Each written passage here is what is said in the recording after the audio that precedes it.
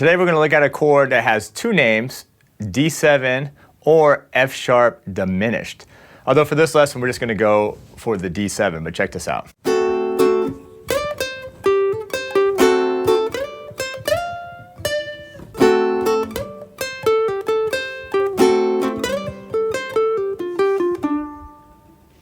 The D7 chord is very similar to the D chord here, but we're actually going to remove one finger in here, and it's going to be like this.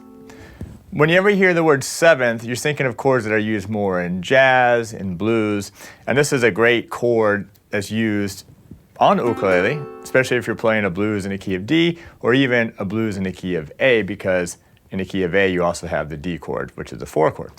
But today all we're worried about is good old D7. So let's do it with the fingering. We got second finger here on the 4th string, 2nd fret. Then you're going to have the open 3rd string. Your 3rd finger's on the 2nd string, 2nd fret, and then open 1st string. And that's it. Play them all together, and you got D7. The thing to keep in mind is that when you say 7th, you're talking about a chord that has 4 different notes in it. Not like a triad, like when you say D major, that's a triad, 3 notes, but D7 is 4 notes. So let's talk about the notes. The 4th string here, you got A, then you got the C on the 3rd string, F sharp on the 2nd string, and then A on the 1st string.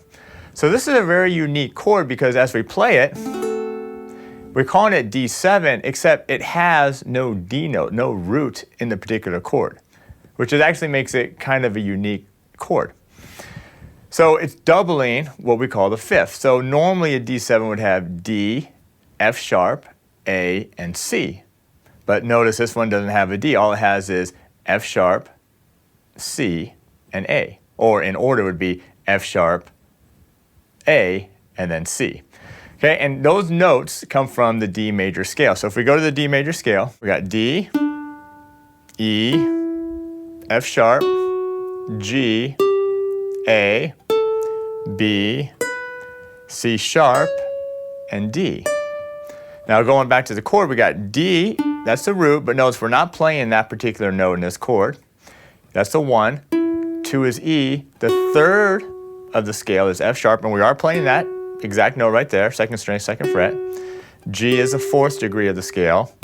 A is the 5th degree of the scale, but we're not playing the A here on the 2nd string, 5th fret. We're playing either open A or A on the 4th string, 2nd fret. So you got A, that's the 5th, B, that's the 6th. Now C sharp, that's the 7th, and then to D. But let's go back to the 7th degree, C sharp. Notice we're not playing C sharp, are we? We're playing C, and that's the open 3rd string. So what we got to do is take this C sharp and move it down a fret to the 3rd fret and C. So when you say 7th chord, D7, you're talking about a chord that has a flat 7th, and that's what that means, because normally in D you have a C sharp, but you're flat in the 7th, moving it 1 fret lower, and that's why you got the C.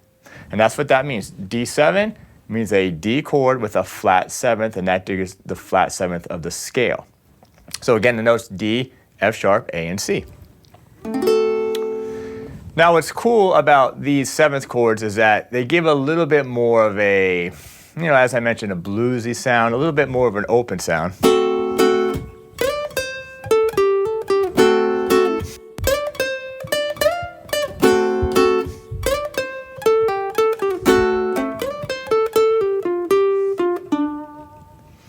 All right, so now I want to talk about taking this shape and moving it up and down the neck, which is a really cool thing to do. So if you got the D, if you want to move it up to E7, all you have to do is move everything up 2 frets. And you might have noticed that I changed my fingering there. So let's go back to the D7. If I just take these 2 particular fingers and move them up 2 frets, now it's on the 4th fret. But I'm going to redo my fingering here too. I'm 3rd finger on the 4th string, 4th fret, and then my pinky on the 2nd string, 4th fret. And now for the open strings, which were, if you remember, the 3rd string and the 1st string, I got to bar them and move them up 2 frets as well. So my 1st finger is going to bar the 2nd fret, my 3rd finger on the 4th string, 4th fret, and my pinky on the 2nd string, 4th fret. And now I'm going to play those. This is a bar chord now, and now we have E7. Notice how that works. Here, we had D7, move it up 2 frets, we got E7, because there's a whole step between D and E. If we moved it up 1 fret from E, we have an F7 chord. Move it up 1 more fret, we got F sharp or G flat 7. Move it up again, we got G7. And you can just keep on going up the neck as long as you remember where you're starting from, and that's D7. So this is really cool. This is a cool shape, and I think it sounds cool. Let's do the E7. So remember, D7, 7th chords have 4 notes in them. They have a flat 7th, and that's, again, from the major scale, you flat a 7th to get the 7th degree, flat, in this case, C. And that you can then take this chord and move it up and down the neck, and then you've opened yourself up, and you have a bunch of different 7th chords now when you see those come up in your songs. All right, that's going to do it for this lesson. I'm going to take us out just jamming a little bit.